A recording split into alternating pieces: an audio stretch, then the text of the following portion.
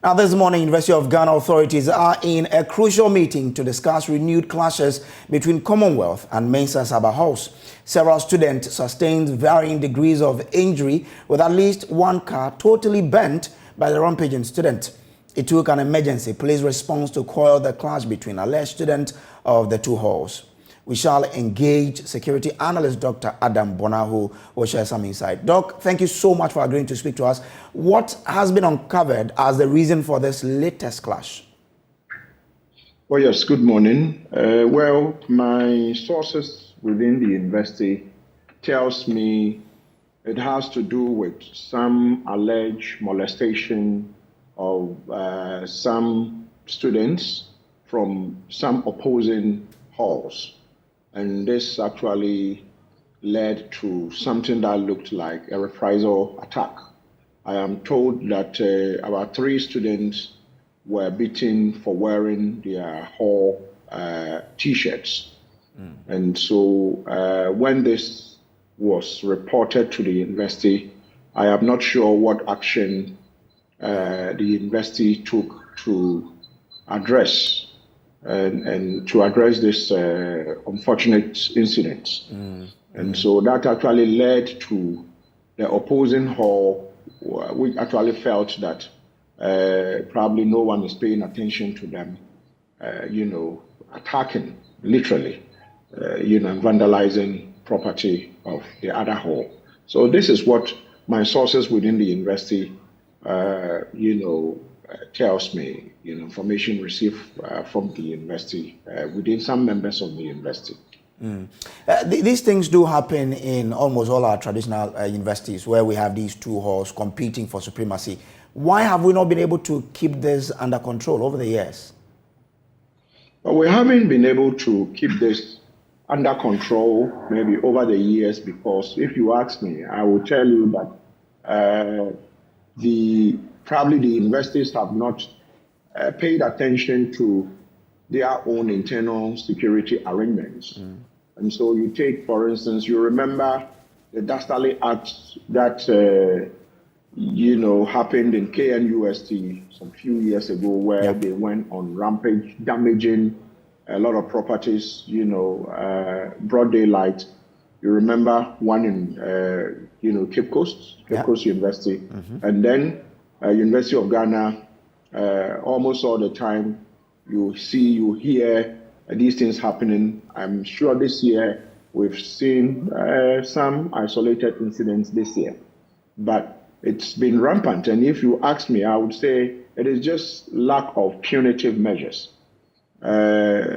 Chairing one of the committee that investigated clashes as a result of SRC elections, it came to light that it looks like punitive, measures aren't there. And so some students go out there literally damaging, university property and they never get punished.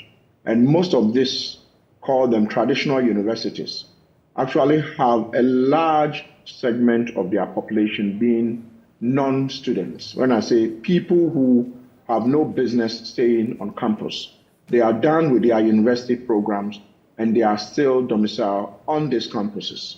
And so these people have become trainers for the trainees.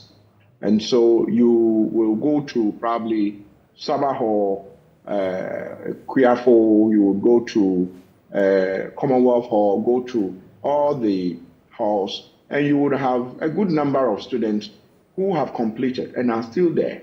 They are doing their national service, they are still there. Some of them actually are even done with their national service, and they are still there because they don't have any place to live or for some reasons they are there.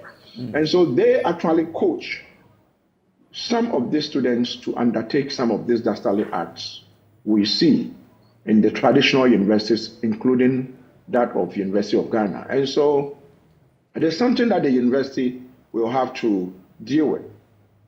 Students go on rampage, damage things, and nobody gets punished. And Intel, something that some of us have recommended, I have urged the university to do, is to put in place probably a standby task force, security task force, that will continuously engage the universities or the university.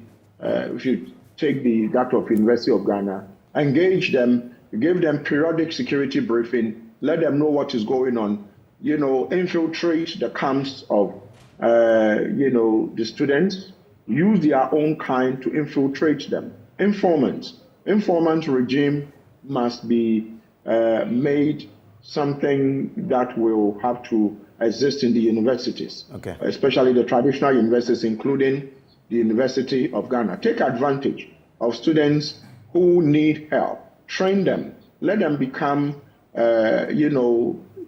persons who would help with gathering intelligence and sharing the intelligence with the university.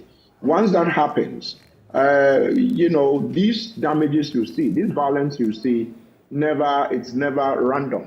They plan them, they sit and sketch them.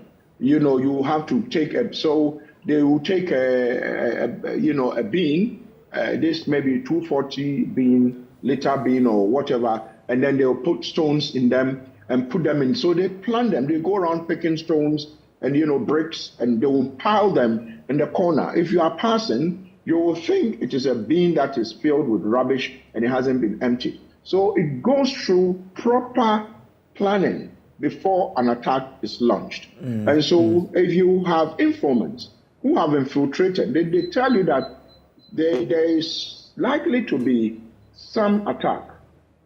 There's likely to be, what do you call that, some attack. Okay. Then are you there? Doc, let's find out from you, the committee that you chaired. Why do you think the University of, how was your recommendations implemented before we move on? The recommendations you gave the university, how were they implemented? Really? Well, myself and my, abled committee members, in fact, coincidentally, the Dean of Students now was a member of my committee, Professor Rosina Tremantin, Provost now, Professor Oting, and, Frederick Buama and Charles and the rest were all part of my committee. We was a 5-member committee. We delivered our report. And once the report is delivered, it is no longer in our hands. It is, we've handed it over to the university. I'm not sure whether the implementation process has started. I'm not privy to it. But if the implementation process hasn't started, one can only urge that the university, because it took us a long time, number of days, weeks, months, in fact, to put the report together. And it's so in-depth. And so if the university is going to, go into the report and probably implement some of the recommendations, we are going to have a situation where these types of violence, whether during elections or on a normal day or when they are, SRC week or Hall week, because this was as a result of, I think, a Hall week. I think Sarbah Hall is celebrating it Hall week, I'm not sure. And so, there definitely is going to be drama there, and students are going to get agitated. We put in a lot of good recommendations, but I'm not sure, and I haven't obtained permission from the university to go into the nitty-gritties of the recommendation, but I can speak, generally about some of the things that I personally expect the university or the traditional universities, where these things over the period has taken place and continue to take place, to put in place. So I think this is how far I can go with, that committee, report. So for you, with the latest happening and going forward to ensure that it doesn't happen again, what are the critical things you think not only the University of Ghana, but all traditional universities must do to ensure these things do not happen again? First of all, I mentioned some of them when it has to do with intel. Pick intel early, process the intel, and, act if the intel, seems to be good. It looks like that is not there. the university community, the university security, the point of interface with the civilian police. You know, these traditional universities are semi-autonomous. I mean, per the Universities Act or wherever. So the police cannot just run into a university, let's say University of Ghana campus, and begin to arrest people without invitation from the university management or the head of security on the University of Ghana campus or the other tradition or the other universities. There has to be a seamless. There has to be some interface. That is lacking. So you take, for instance, this particular recent attack that took place. My information tells me that when the students started surging forward, the first respondent to the University of Ghana obviously was the University of Ghana, the university police. You know, the university police station was put together. If you go to all the 3 traditional universities, all of them have police stations. But over the period, especially University of Ghana, the police station has become smaller than the university community. Therefore, it's not able to serve the university community. And so they moved in there, and the students outnumbered them. They couldn't do anything apart from folding their arms and watching, because tactically, if I am in charge of a police detachment that goes into an area where young people are throwing stones, and I look, the number of men I have are, let's say, 10 or 15, I'm not going to respond. You either would go there and fire live ammo, kill people, and probably get into trouble, you know, maim people, or you fold your arm and say, well, they are destroying property. We don't have the men now. So that's what happened. I'm told they had to literally wait for reinforcement. And you know, the Public Order Act says that if you have to go on a demonstration, you are supposed to inform the police. Right. The reason, the idea behind that is to let the police also prepare with their riot gear and what have you. But in this case, the university students don't usually, they don't fall within this law, the Public Order Act, because I earlier on mentioned that they are semi-autonomous. And so when they are demonstrating within the university, somebody would have to invite the police to come in.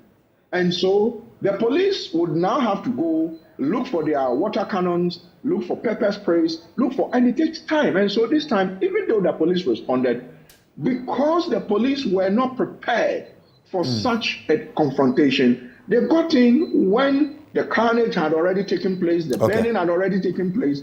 And so these are some of the things they should be doing. And also training the university's own security. If you look at the ratio between, let's take University of Ghana.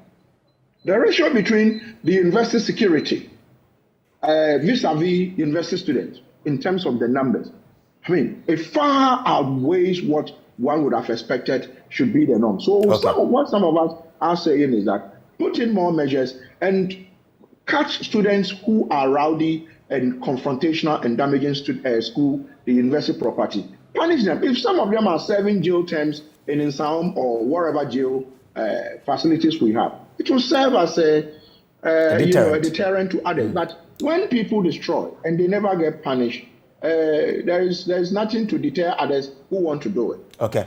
Thank you so much, Dr. Adam Bonahoo, for joining us with your thought here on News Desk.